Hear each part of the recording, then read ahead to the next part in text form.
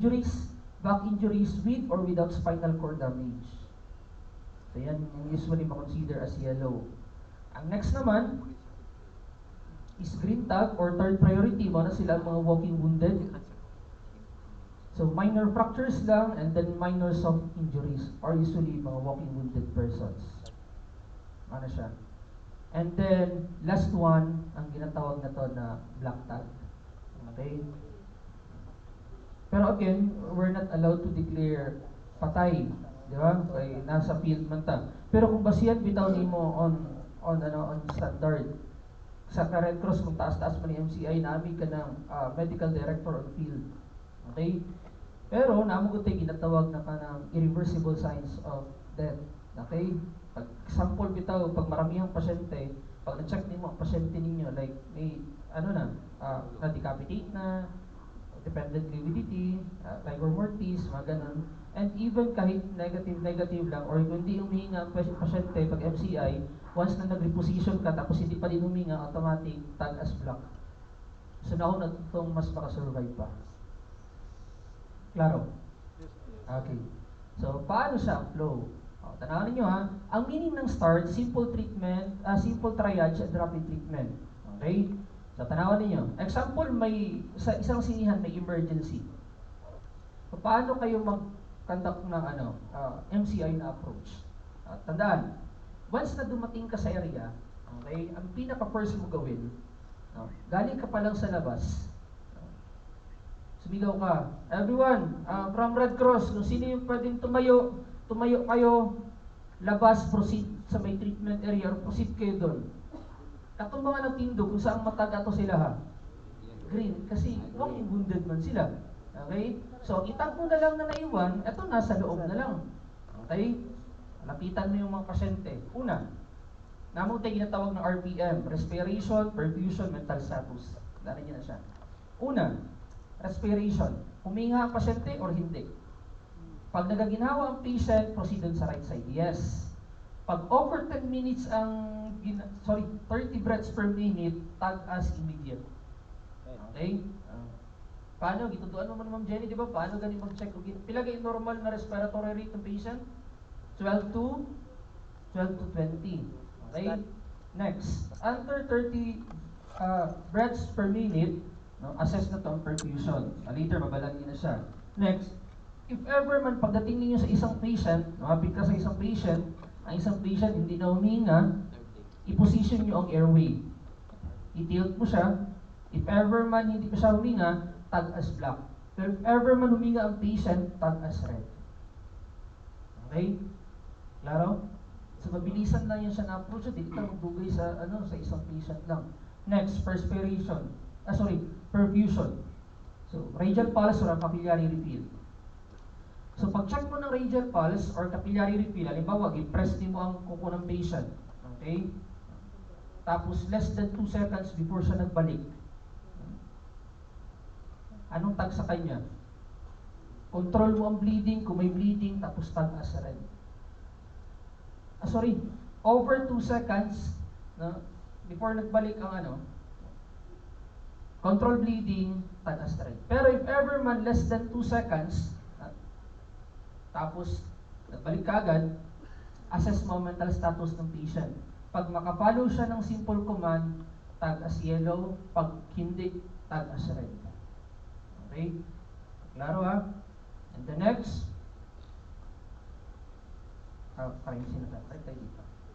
yun na yung last na yun. Again, tandaan nyo lang yung tatlo: respiration, perfusion, mental status. And although mahirap siya kung gawin makinig sa lecture, especially paano na lang on field. Balikan na nato ang mga injuries ha. Okay. Para at least may idea kayo. Pwede nyo picturean para later sa exam ninyo, at least may idea kayo. Okay? Ito pag red. Ito pag yellow.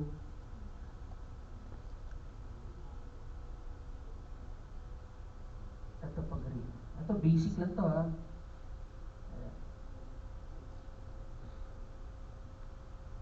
And next, before ta mag-end, sa MCI, naman tayo ginatawag na roles and responsibilities.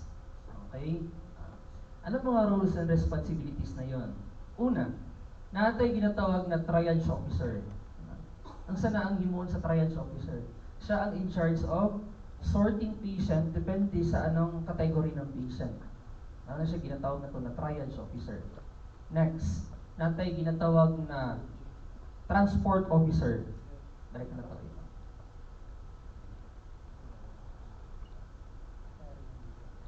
Cut mo gud ako. Ayan. Triage supervisor or triage officer. So in charge ng counting and prioritizing patients ensures that every patient receives initial assessment of his or her condition. So, sort ano na lang, direct to the point. Ang in charge sa pag-sort ng pasyente mo nang ginatawag na triage officer. Okay? And the next, natay ginatawag na treatment supervisor. Siyempre, di ba, once na nagkaroon ng maraming patient, magbuhat magitag treatment area, same sa sinabi ni Ma'am Jenny na kailangan establish ng maayos, separated ang block from red, yellow, tsaka green. And kailangan naka-cordon. So, ang treatment supervisor locates and set up the treatment area with a tier for each priority of patient. Sa SM, asa atong ginahimo gali diri na kay tulas mo gud nalindol, nalibog mi ba kung asa mi madto? Asa ang atong ano diri kanang gatapok ang pasyente bitaw? Diri sa atong kanupito kanang sa may Taxi Bay area. Okay. Kasi nung last dito kami sa may San Miguel sa may harap ng ng Cotton Grill. May patient dyan, may patient doon. Yun lang, hindi na kasi mamalayan ng ibang ng ibang... Wala nakaabot sa... Oo, hindi na nakaabot doon. O, at least, next time, alam na namin kung asa magdiretso in case man pag maramihan ng pasyente. Okay? So, ensures that secondary trials is performed and adequate patient care is given.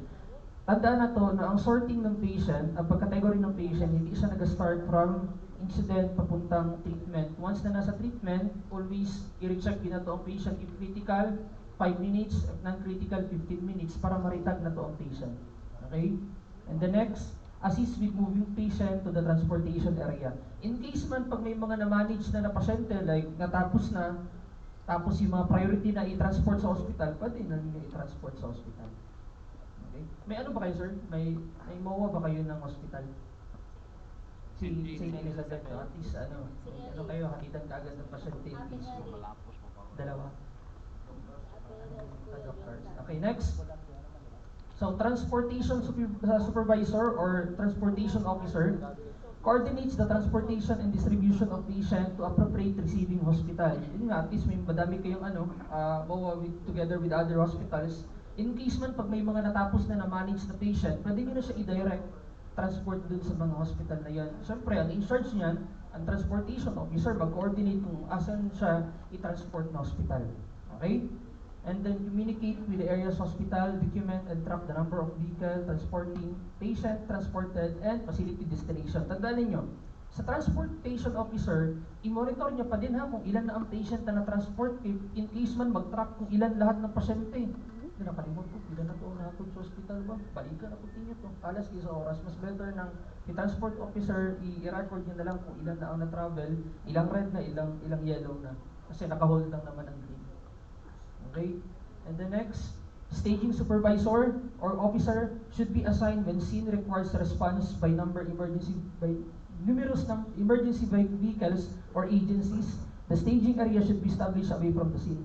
If in case dito, pag may mangyari sa isang emergency, for example sa SM, dapat tayo ginatawag na staging, kana bitaw asa pa mag-gather tanan ba? Okay?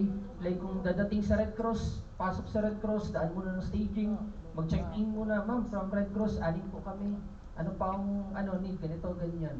Okay? Ito mag-gather tanan-tanan. In case after nyan, pag okay na, pwede na mag-direct direction. Okay? So dapat naka-establish ka ng staging area. And dapat na ay staging supervisor or staging officer. Okay? Ito, plus points. Pero di ba ma'am, may gid mong decision gid mong, pero yun lang, hindi siya always na andito. And even sa amin na company, ganun siya. So plus points na lang pag meron.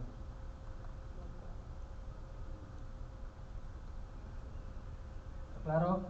Next, rehabilitation supervisor. Ang rehabilitation supervisor, tandaan niyo na isa to sa mga mag-monitor ng response